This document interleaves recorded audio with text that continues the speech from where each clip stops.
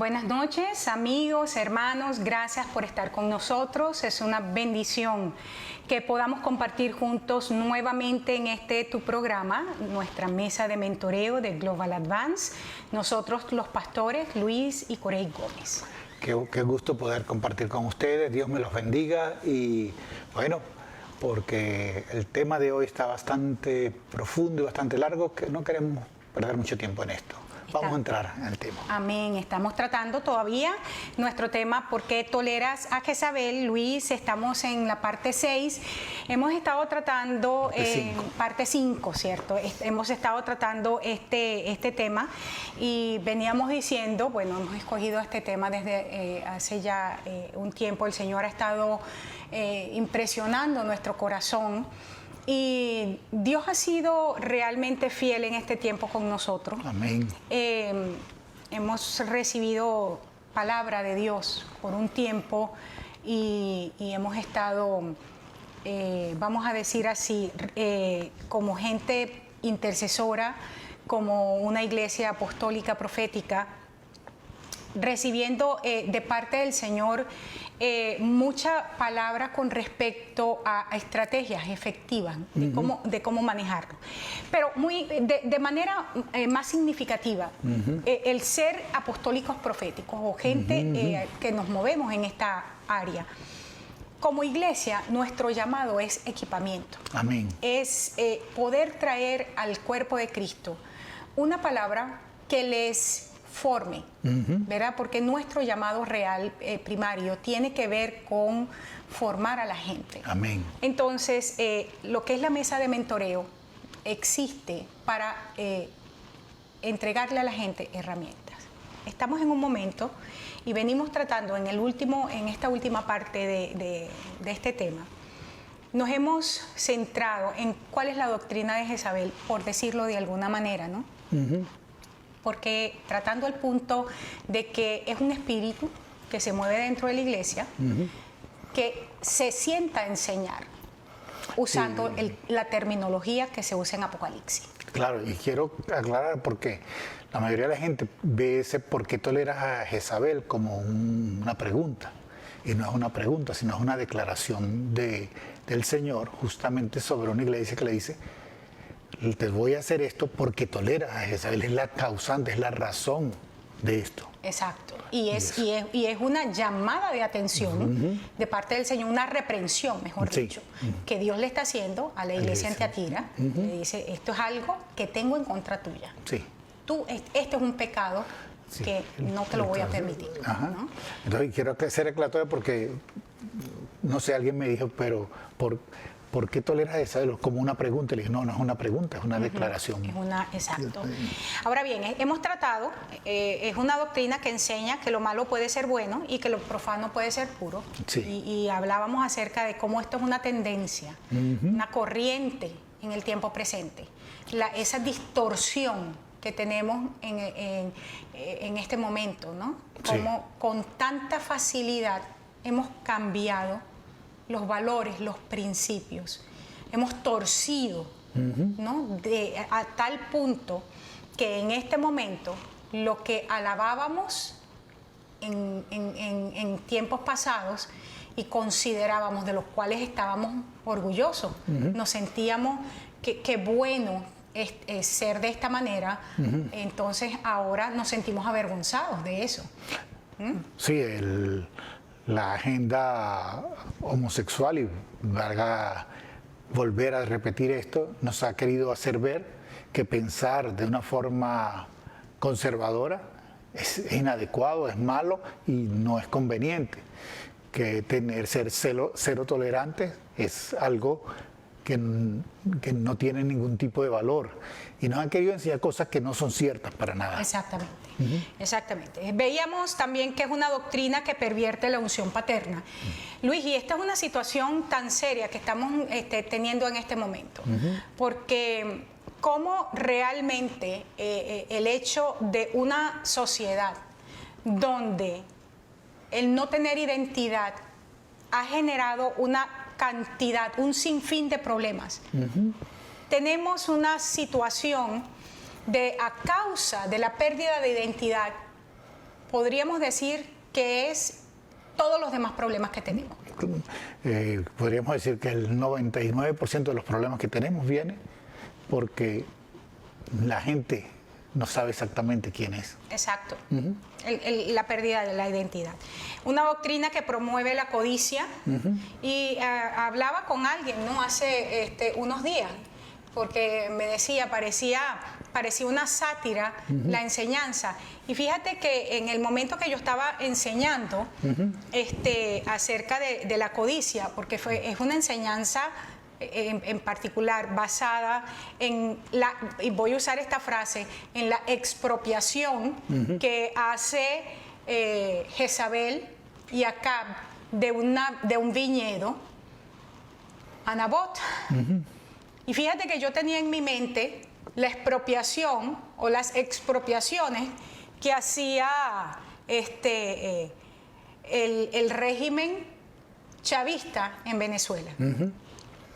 Y cómo una nación se quedaba en silencio ante la injusticia. Pero así como un régimen narcoterrorista en una nación se quedaba en silencio ante la injusticia, pudiéramos hablar de muchas naciones. Entonces, sí, es una sátira, pero es una sátira en general de muchísimas cosas. Claro, que sí. podemos aplicar a naciones, podemos aplicar a iglesias, podemos aplicar a familias. Entonces, claro que es una sátira, pero una sátira real que se aplica a muchísimas cosas, ¿no? Es una doctrina que socava la autoridad genuina. La autoridad profética genuina. Y aquí es donde vamos a hablar hoy. Ajá. Y por último. Claro, es la próxima semana. Es una doctrina que usa el ocultismo y la hechicería para lograr sus fines, y esta va a ser un poquito larga, pero la vamos a tratar la semana que viene y no vas a querer perdértela, entre paréntesis. Ok, y es una doctrina que socava la autoridad profética genuina. Y me gustaría leer, Luis, me voy a permitir leerla, y yo sé que tienes los ojos puestos aquí porque se te fue lo del Facebook, colócala mientras leo, y ya, ¿no? Dice, el rey Acab le contó a Jezabel todo lo que Elías había hecho, incluso cómo Elías había matado a todos los profetas a espada. Así que Jezabel mandó un mensajero a Elías diciendo, te aseguro que mañana a esta hora te matará tal como mataste a esos profetas. Si no tengo éxito, que me castiguen los dioses. Esto está en Primera de Reyes 19, 1-2, la versión para todos. Algo sumamente interesante. Estamos hablando de cómo Jezabel odia a los verdaderos profetas y la profecía verdadera.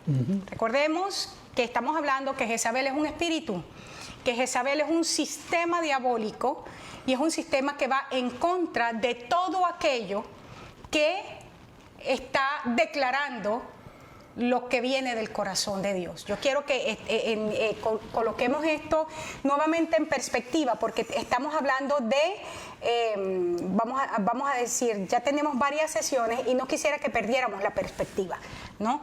Aquí dice que Acab le cuenta a Jezabel lo que había ocurrido en el Monte Carmelo. Elías enfrenta o confronta 850 profetas falsos, le quita la cabeza, y Jezabel se pone como un energúmeno y dice, te voy a matar, voy a hacer lo mismo que hiciste, ¿no? Y da su declaración profética, su declaración religiosa. Si no lo hago, que los dioses... Sí, siempre dramática, este espíritu. Que los dioses me hagan lo mismo, ¿no? La verdadera unción profética, este es el primer principio, siempre va a exponer la prostitución y la maldad jezabélica. ¿Por qué utilizo esta frase? Porque el espíritu jezabélico, y lo veíamos en la declaración que encontramos allí, en el pasaje que tomamos como la matriz de lo que es el estudio de Tiatira, allí en Apocalipsis, cuando dice, tengo algo en contra tuya, que toleras a esta mujer que se sienta, se llama a sí misma profetiza, y que tiene un problema. Ella se sienta y lleva a mis siervos, ¿a qué? A fornicar. A fornicar, a comer lo que ha sido sacrificado a los ídolos. Y entonces, o sea, los lleva a tener una vida que es de fornicación, de adulterio, fuera del orden de Dios. Entonces, yo quisiera aclarar algo aquí en este punto que estamos hablando, y tiene que ver con el hecho de lo profético. Ella se llama profetisa allí porque está ejemplificando una mujer. Exacto. Pero el distintivo de Jezabel como profeta es que va a dar una profecía que es acomodaticia a su situación particular y personal, para aparentar religiosidad, para aparentar humildad, para aparentar que se es espiritual, pero realmente la intención es manipular y crear una perversión de lo que Dios está diciendo, a tal punto que quiere atacar a líderes que están posicionados en autoridad para que ellos tengan una perversión de la visión profética de lo que Dios está dando al momento.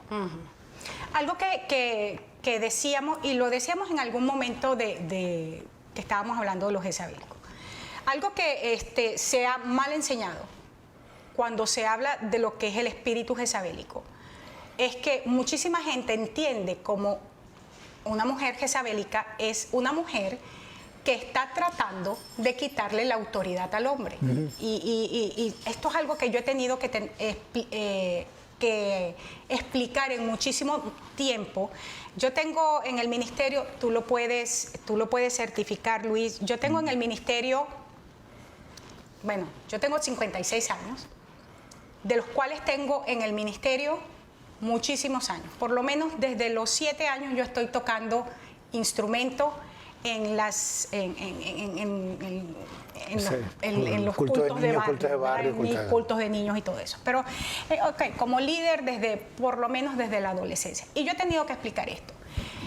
Espíritus jezabélicos tienen que ver con usurpar la autoridad. No es estar en autoridad, es usurpar roles de autoridad. Una mujer en posición de autoridad es cuando esa mujer de manera legal llega a esos puestos de autoridad. ¿Okay? Cuando de forma legal y natural llega a esos puestos de autoridad, entonces no le usurpa nada a nadie, no le está quitando nada a nadie. Entonces, cuando estamos hablando de esto es para que la gente pueda entender. Cuando el Señor allí en Tiatira está diciendo, hay una mujer que se llama a sí misma profetisa, está tomando un rol que no le corresponde. No tiene esa autoridad. No tiene esa autoridad. Ese detalle, no tiene esas cosas. Y no tiene un llamado para traer una palabra. Está diciendo en el nombre del Señor una palabra que Dios no le ha dicho que diga. Esto es muy importante. Y por eso es que es importante estar entregando, que nosotros probemos los espíritus. Por eso es que decíamos también en algún momento del estudio, hay hombres con espíritus jezabélicos que igualmente están diciendo palabras en nombre de Dios que Dios no les ha dicho. Sí, que se consideran que son el centro de la unción de un lugar y todo esto. Ahora, ¿cómo nosotros podemos comprobar? Porque Jezabel va a ir en contra de lo que es verdadero. Jezabel fue en contra de Elías. ¿Cuál fue la declaración que ella le dio a Elías? Yo te voy a matar a ti de la misma manera que tú mataste a mis profetas. Fueron 850 profetas que Elías mató. Ahora, yo quisiera centrarme, porque hasta ahora nos hemos centrado en Jezabel, y quisiera, Luis, que nos pudiéramos centrar en lo que nos resta de estos minutos y los próximos 25 minutos en el verdadero. Y quisiera que nuestra audiencia esta noche nos centráramos en la unción Elías. ¿Por qué? Y quisiera que usted nos acompañara en esto. Es importante que nos centremos en esta noche en la unción Elías, porque hay algo que el Espíritu ha estado haciendo en estos días y tú y yo lo sabemos. Esta semana que terminó fue una semana de grandes luchas, pero ha sido una semana de grandes victorias. Amén. Empezamos el día de ayer con grandes victorias, pero esta semana, que el día de ayer lo iniciamos con grandes victorias, la iniciamos con grandes victorias a causa de que utilizamos, vamos a decir, las herramientas legales en el espíritu y vimos respuestas de Dios inmediatas. Amén. Entonces, poder iniciar en el día de hoy, ¿por qué Jezabel viene en contra de una unción como la de Elías? Es importante que nuestra audiencia entienda por qué Jezabel viene en contra de esta unción. En los próximos 10 minutos que nos quedan y luego los próximos 25 minutos nos vamos a centrar por qué Jezabel, este sistema, odia tanto esta unción. Sí. Hay 4 factores. Vamos a estudiar en los próximos 10 minutos una, en los próximos 25 minutos las próximas 3. La primera cosa, la primera característica. Sí, lo que quería decir es clave porque Dios utiliza en la parte histórica a Elías como el profeta del momento para traer la palabra en contra de lo que Jezabel estaba estableciendo.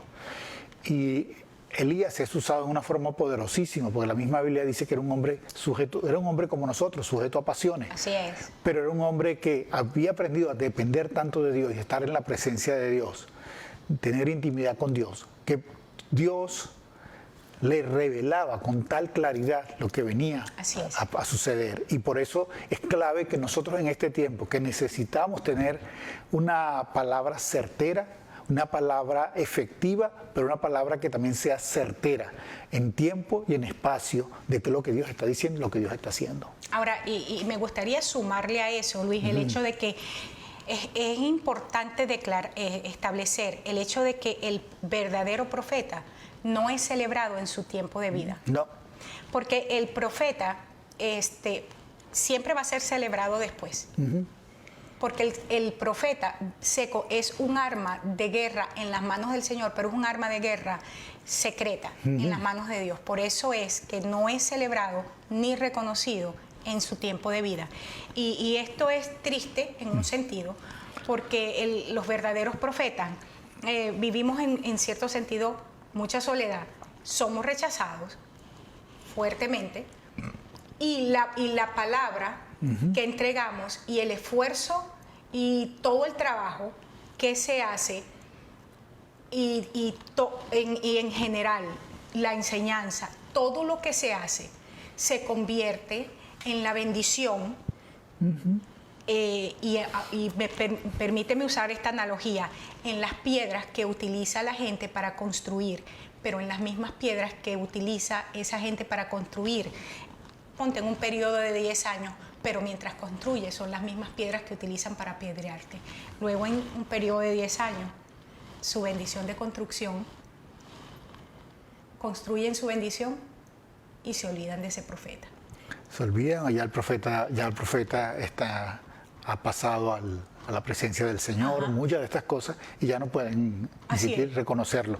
Y por eso es que la Biblia dice que el que reconoce al profeta recibe recompensa del profeta. Sí, y si el profeta sigue vivo y finalmente llegan al entendimiento, wow, fue por esto, ya ese profeta ya está en otra dimensión. O sea, cuando ellos finalmente llegan al entendimiento, wow, esto fue lo que dijo, ya normalmente ese profeta está en otro tiempo, en otra dimensión completamente distinta. En eso pensaba justamente yo hoy, en el día de hoy, cuando trabajando un poco y leyendo algunas cosas hoy.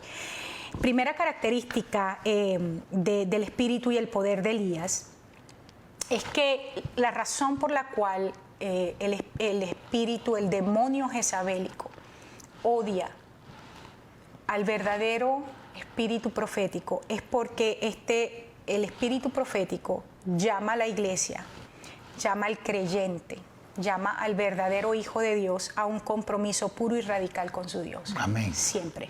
Amén. Mientras que el espíritu jezabélico siempre va a sacar al Hijo de Dios de su compromiso con Dios.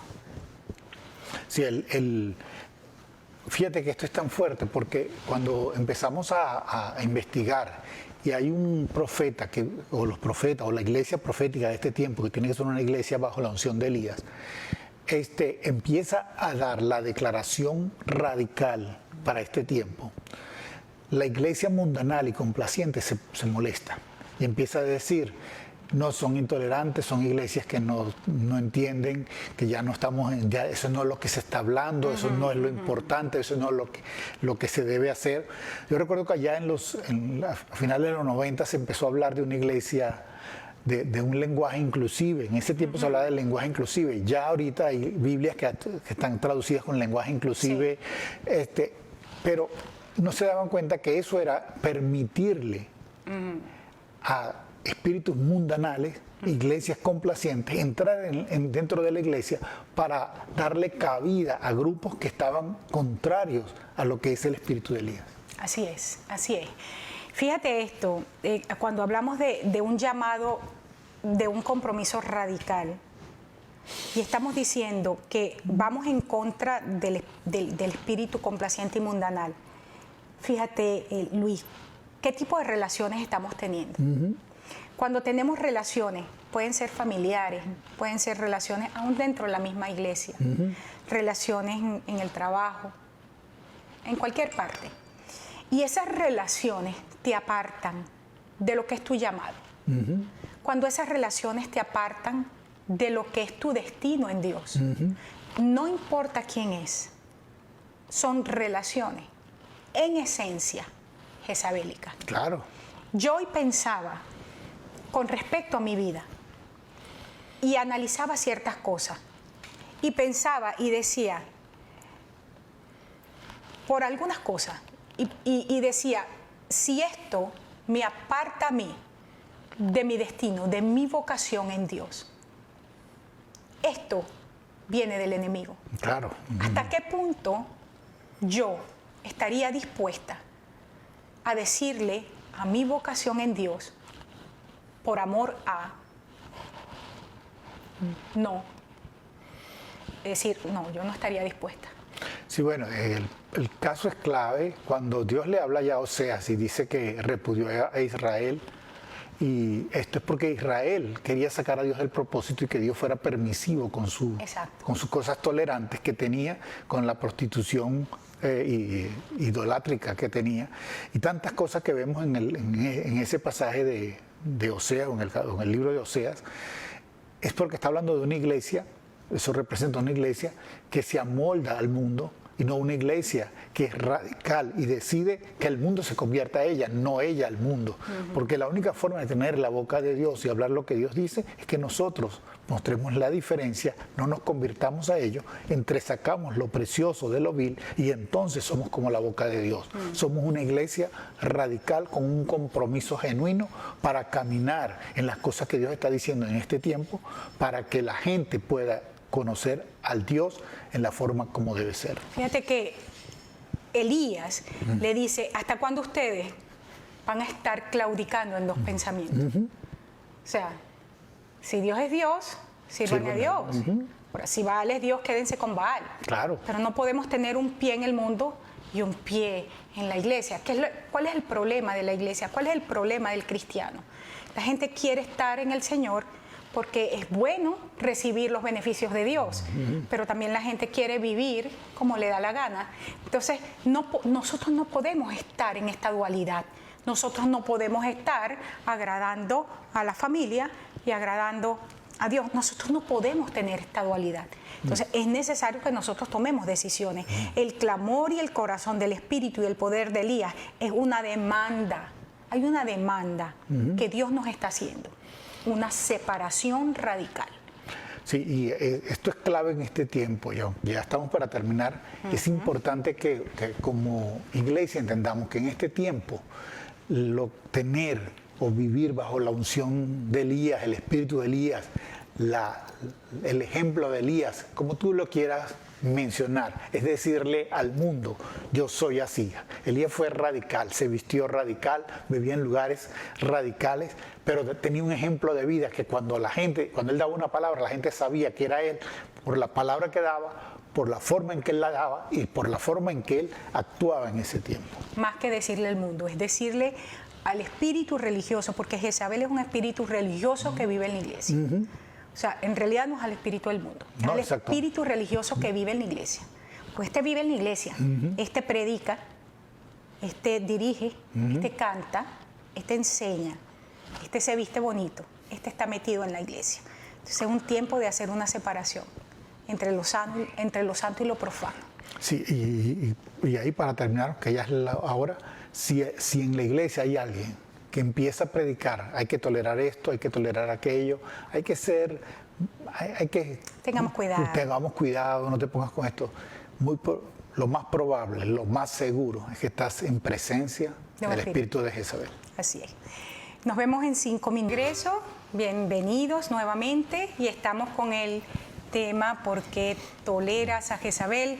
Estamos hablando específicamente, Luis, de la unción que Jezabel odia. Es esa unción profética Elías, que es la misma unción en el Nuevo Testamento Juan. Y estábamos hablando en el punto anterior que es una unción, la unción Elías, es una unción que llama a una separación completamente radical de todo aquello que es tinta, que es gris, ¿verdad? De ese espíritu tibio que hay en la iglesia, religioso, que no hace separación. Segunda característica, la unción Elías está comprometida en el trabajo, esto es importantísimo, en el trabajo de construir, restaurar y reparar el altar del Señor. Amén. Esto es sumamente importante y hablaba el día de ayer, compartía con alguien, con la pastora Marixa de nuestra congregación, y una de las cosas que compartía con ella es que mucha gente se llama líder, pero ¿cuál es la marca del verdadero liderazgo? El servicio. Claro. Una persona que no puede servir es una persona que tú sabes que no es líder, no está capacitada. O sea, el mejor liderazgo es por el ejemplo. Así es. Vamos a leer Primera de Reyes. Dice, y él, refiriéndose a Elías, arregló el altar de Jehová.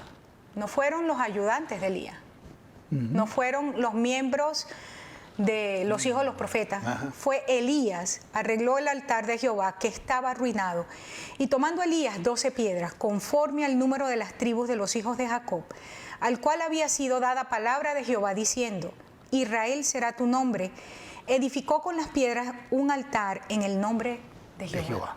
Aquí hay varias cosas proféticas que son importantísimas, que si tuviésemos mucho tiempo, hay muchas cosas proféticas aquí de las cuales hablar. Pero la primera cosa, el pueblo del cual estamos hablando, porque el pueblo de Israel entendía que el altar significa sacrificio, ofrenda, justicia y búsqueda de Dios. ¿Qué estaba diciendo Elías con todo esto? Claro, aquí está extremadamente claro cuando Elías decide hay que restaurar el altar. Está diciendo, hemos perdido la capacidad de dar nuestros sacrificios, ofrendas de paz, nuestras ofrendas establecidas, de conocer la justicia de Dios y poder operar en lo que Dios está diciendo porque estamos buscando a Dios. Entonces cuando Elías decide voy a construir el altar, le está dando un ejemplo a la gente. El altar de Dios ha estado destruido porque hemos tenido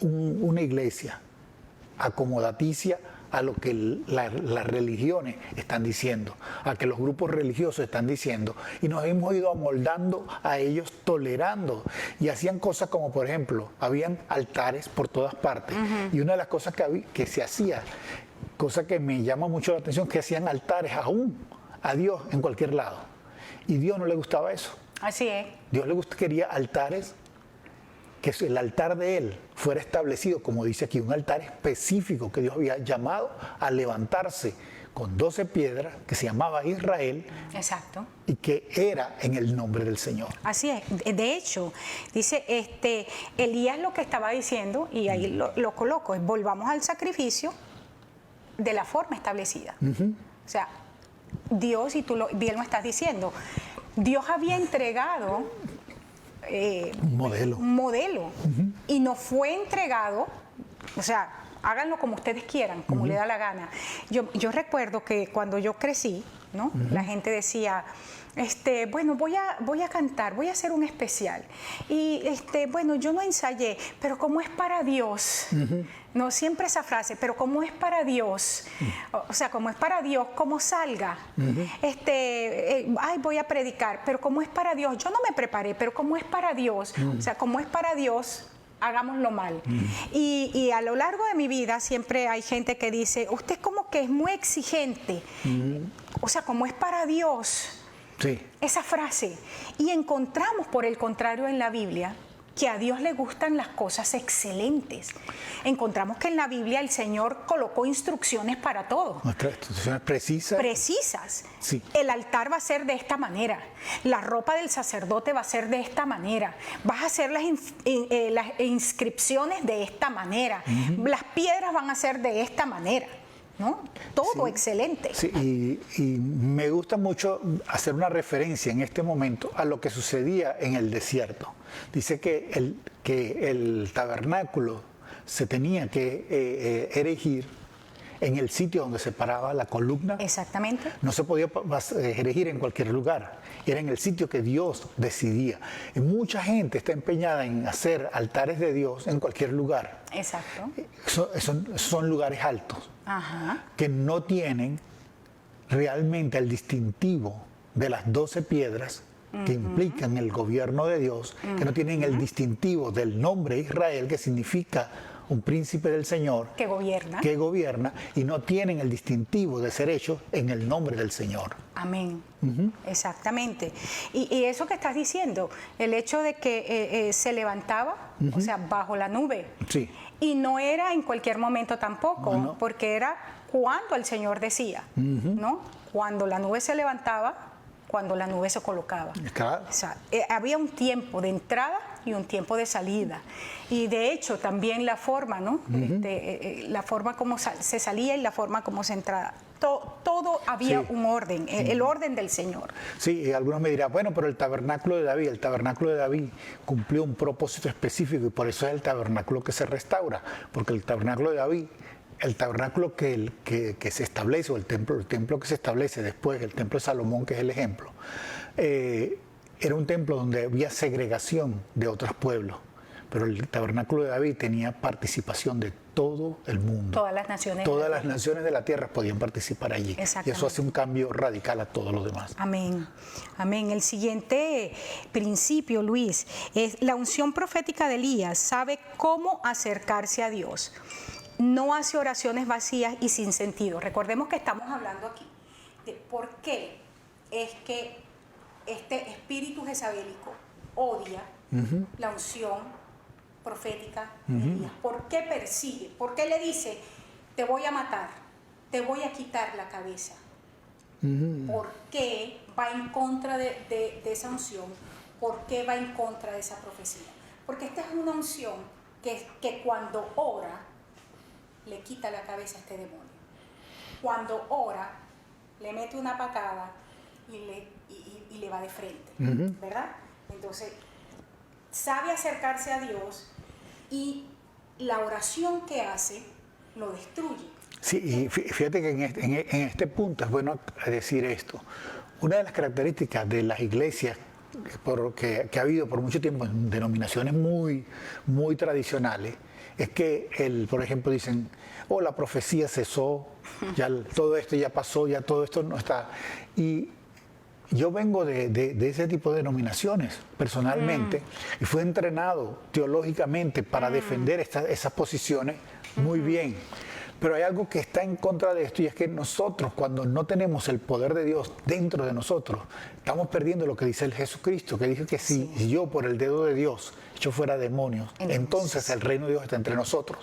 Y mucha gente no le gusta hablar del reino de Dios, sino que lo traslada a muy lejos, cuando la Biblia dice que el reino de Dios está entre nosotros. Y esa frase es clave porque aquí Elías está diciendo, yo sé cómo acercarme a Dios, porque yo sé que hay un reino que es sobre todo reino, que puede imponer cosas en este momento bien importantes. Lo otro es que nosotros no podemos dejar o no podemos determinar o o definir la palabra profecía solamente como la declaración de eventos futuros, porque eso es quedarnos con un aspecto de la profecía demasiado pequeño.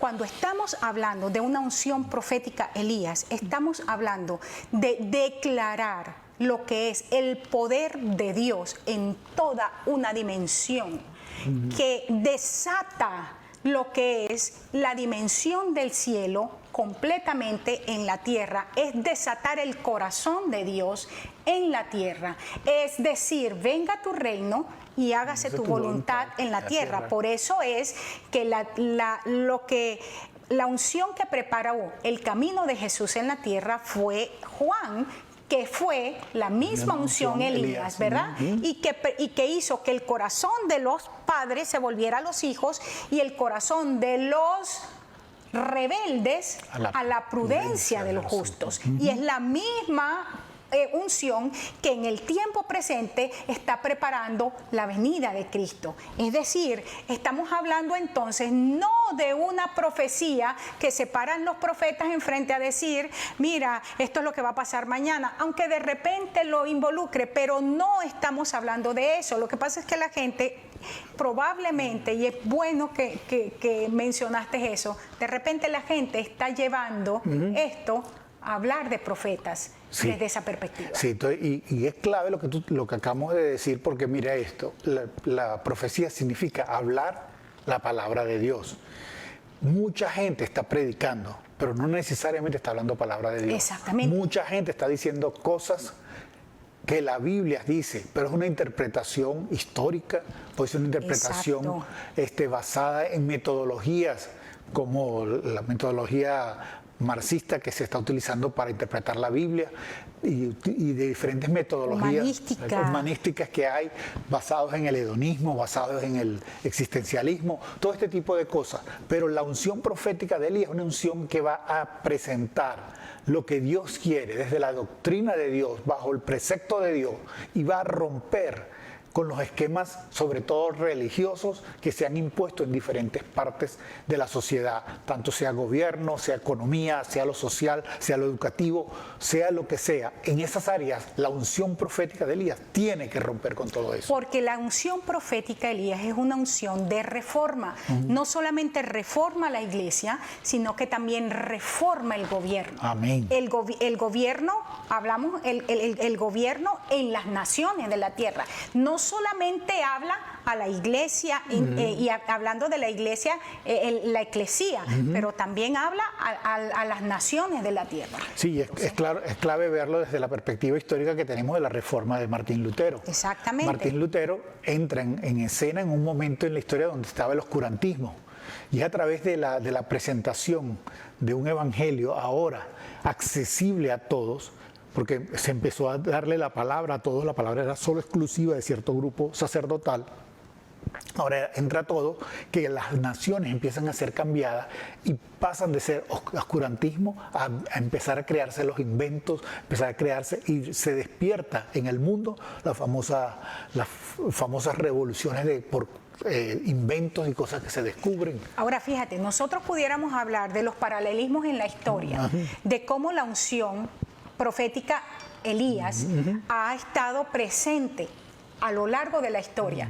Pero mira, en el momento presente, Luis, que estamos en este momento viviendo, podemos hablar de cómo la unción profética está rompiendo en este momento. Y hay mucha gente que se está centrando solamente y que es cierto, hay un gran sector de la iglesia que está pasivo, pero yo puedo decir que también hay un sector de la iglesia, hay un remanente de la iglesia de Cristo que se está despertando. Hay un sector de la iglesia de Cristo, una eclesía que se está despertando y que se está levantando y que ya ha empezado a estar siendo posicionada por el Señor y que está tomando y está llegando el momento que está siendo, vamos a decir, el momentum de Dios para ser lanzada a lo que tiene que ser lanzada. Yo siento que, y cuando estoy diciendo siento, no estoy hablando almáticamente, sino estoy hablando en el espíritu, que el momento exacto del Señor para ser lanzados a lo que tenemos que ser lanzados, y estoy hablando no como Luis y Corey,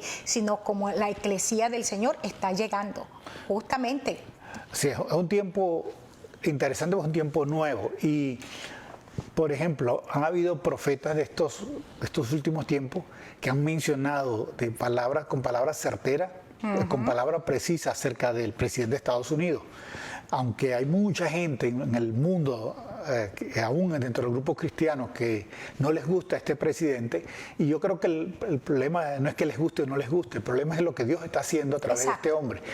Y hay un cambio en la Casa Blanca, en el gobierno más poderoso del mundo, porque hay una unción profética moviéndose, que se empezó a mover específicamente con este señor desde el 2007, cuando él ni siquiera estaba pensando que iba a ser candidato presidencial, y ha dado como resultado que este hombre llegue a la Casa Blanca. Hay un movimiento que podríamos llamar un avivamiento en la Casa Blanca o en toda la esfera de gobierno de Estados Unidos que está impactando a las naciones. Y aunque hay mucha gente que no les guste lo que estamos diciendo, es impresionante ver que el embajador de Estados Unidos para la paz en el mundo es un hombre, un ministro de Dios colocado por este señor Donald Trump para eso. Y podemos ver cómo el vicepresidente de Estados Unidos, Mike Pence, viene de la esfera de ser pastor. Y encontramos gente que está manejándose en estas áreas para dar una palabra certera. Y con esto no queremos decir que los pastores tienen que participar necesariamente de política, pero sí queremos decir que necesitamos gente con principios de Dios que se coloquen en posiciones de gobierno para que realmente la Iglesia de Dios pueda revelarse al mundo. Y de la misma manera, como hay gente de Dios posicionada en este momento, también hay gente jezabélica, demoníaca, posicionada a nivel gubernamental en este momento, porque es increíble cómo en este momento a nivel posiciones altas tenemos gente de alto nivel endemoniada, pero hasta de más, porque la gente tiene que entender que así como está lo verdadero, siempre el paralelo falso está presente. Esto ha sido desde el principio. Quiero que leamos el verso, porque el pasaje para ver el principio que estamos hablando, de que es una unción que no pierde el tiempo haciendo oraciones vacías. Y tiene que ver cuando aquí Elías dice, se presenta, era la hora de ofrecer el sacrificio. Voy a irme exactamente a los puntos rojos. Dice, sea hoy manifiesto que tú eres Dios en Israel y que yo soy tu siervo. Amén. Y que por mandato tuyo he hecho todas estas cosas. Respóndeme para que conozca este pueblo que tú, oh Jehová, eres Dios y que tú vuelves a ti el corazón de ellos. Entonces cayó fuego de Jehová y consumió el holocausto. Viendo todo el pueblo, se postraron y dijeron, Jehová es Dios. La oración en la unción Elías, y esto es clave, la unción Elías utiliza la oración como el recurso de gobierno. Es un recurso gubernamental porque es un retorno a una actividad espiritual que está motivada por la restauración de una palabra que es directa de Dios y que hace que la gente se dé cuenta que Dios está vivo y poderoso. En otras palabras, no tiene nada que ver con estas oraciones de, ay Señor, respóndeme, que mi marido llegue a la iglesia para que me pueda acompañar. Ay Señor, que mi hijo venga a la iglesia para que ya no tome más. Ay Señor, tú sabes esas oraciones de toda la vida. Ay Señor, que mi muchachito ya no tome más, Señor, para que no llegue tarde a la casa. O sea, estamos hablando de propósito, estamos hablando de destino, estamos hablando de ¿qué es lo que Dios tiene establecido? ¿No? ¿Cómo oraba Jocabed? Señor, este pueblo tuyo tiene demasiados años aquí esclavizado.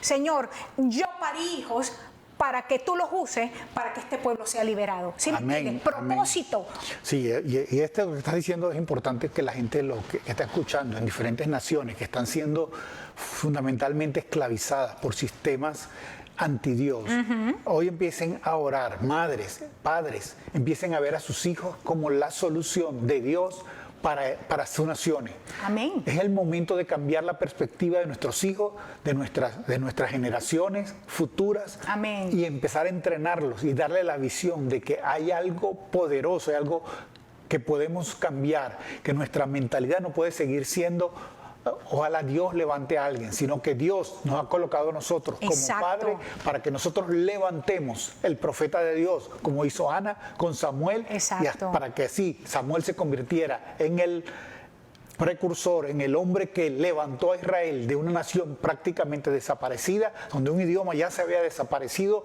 donde la gente estaba diluida entre las otras tribus, a un pueblo poderoso, un pueblo que ahora pudo impactar y recuperar su idioma, su nación, su patriotismo. Exacto. Y con esto queremos decir, fíjate, cuando decimos, para que lo entiendan de forma práctica, una nación donde tenemos hambre, en lugar de decir, como la viuda, por ejemplo, bueno, me queda el último poquito de harina. Señor, gracias por el último poquito de harina que voy a hacer ahorita. Voy a hacer la última arepa. Gracias, Señor, por la última arepa. De aquí en adelante espero la muerte. No, sino, con esto, Señor, en el nombre de Jesús, de aquí no me va a faltar la harina. Miren, muchachos, en el nombre de Jesús, esta harina aquí nos tiene que durar, y con esta harina usted se va a seguir fortaleciendo, porque yo no sé cómo, pero de aquí usted sale a ser el libertador de esta nación. Amén. O sea, amén. Vamos a formar gente. El asunto es cómo levantamos la gente que Dios quiere, y nosotros necesitamos desarrollar la visión. O sea, ese es el punto.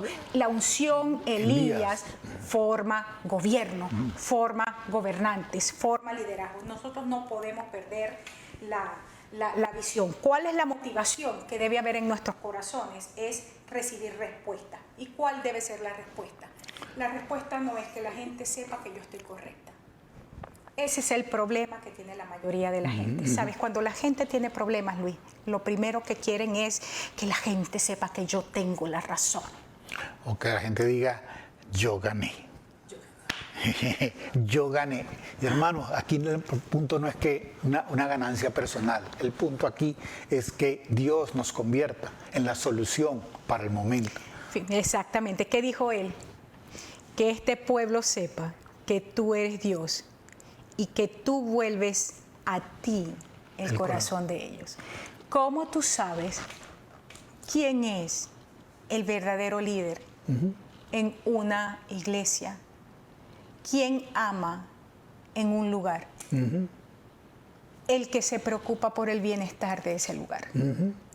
Siempre recuerdo lo que hizo Salomón con aquellas dos mujeres. Que este es mi hijo, que este es mi hijo. Vamos a partir el muchachito en dos. Y una dijo, no, entrégaselo a ella. Ok, tome su hijo. Tan sabio el hombre, ¿no? La verdadera madre va a decir, yo no quiero que mi hijo muera. Yo no quiero que mi hijo muera, quédatelo. ¿Verdad? Exactamente. Entonces, ¿quién ama más? El que prefiere que perdiendo salvaguarda. El que cuida, que guarda. El que cuida.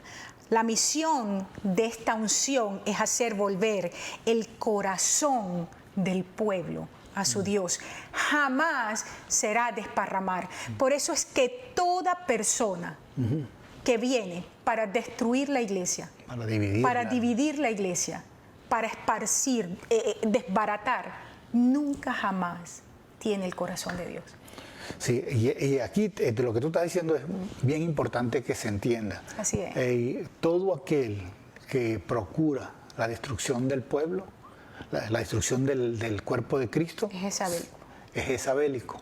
No quieren que haya unidad, porque la unidad del cuerpo es poderosísima. Así es.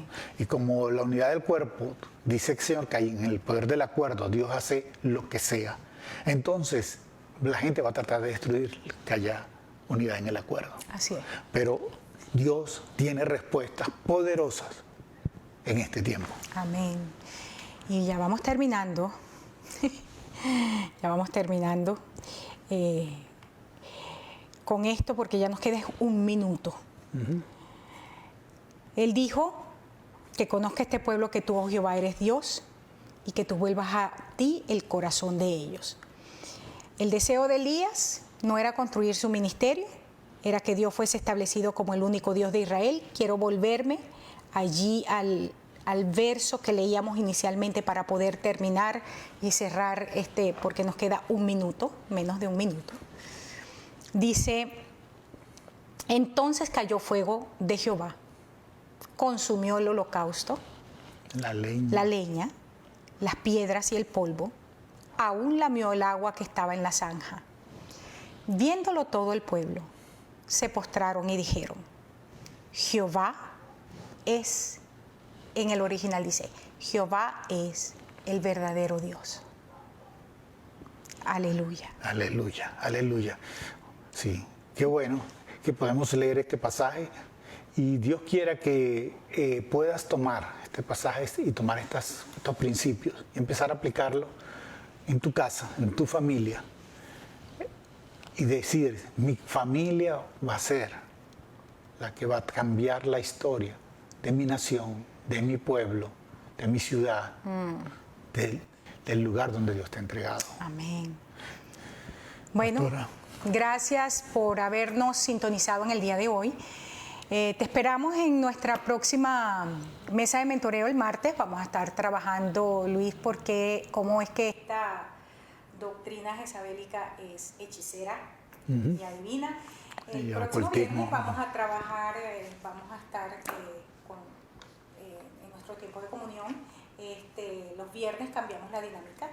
Estamos ahora solamente con media hora de transmisión. Estamos tratando de hacer los servicios más cortos porque sabemos que a nivel de online queremos dinamizar un poquito más. Muchas gracias por conectarte con nosotros. Dios los bendiga y Dios los guarde. amén. Gracias, Luis, por estar conmigo. Amén.